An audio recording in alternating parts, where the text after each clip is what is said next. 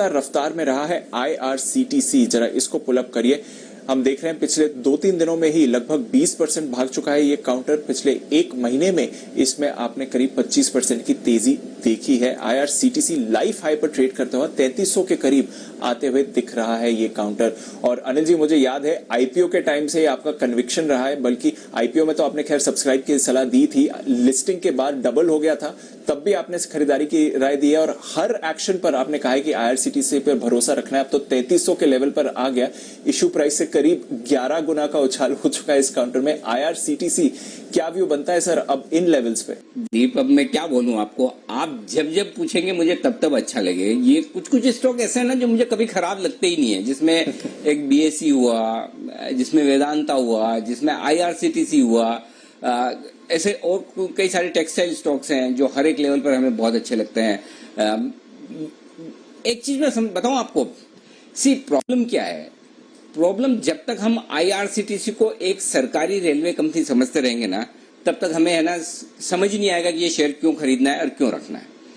जिस दिन आप इसे एक बड़ी देश की one of the biggest e-commerce company के तौर पर देखेंगे, आपका व्यू बदल जाएगा।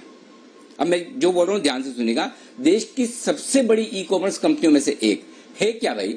ये ई-कॉमर्स कंपनी तो है ना एक प्लेटफॉर्म है जहां पर आप आइए, अपने टिकट्स खरीदिए, और मोनोपोली बिजनेस है, और कोई है ही नहीं।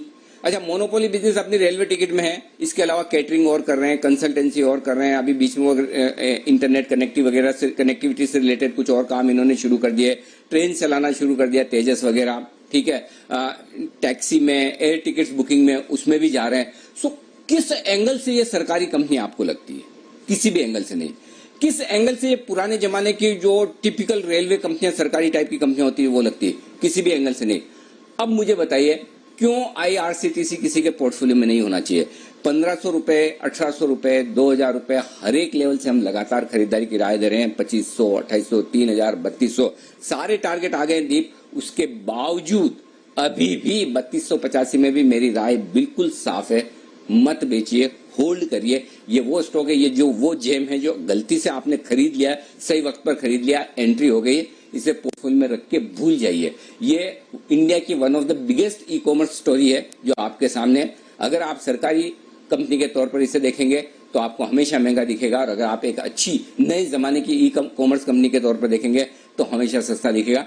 100% होल्ड है, बहुत ही बेहतरीन स्टॉक है, टॉप क्लास मैनेजमेंट है, सरकारी कंपनी है, कोई गवर्नेंस इशू नहीं, बिजनेस मॉडल हमारे आंखों के सामने, हमें पता है। महंगा है, 100% है, बिल्कुल है, था, है और रहेगा, इसमें कोई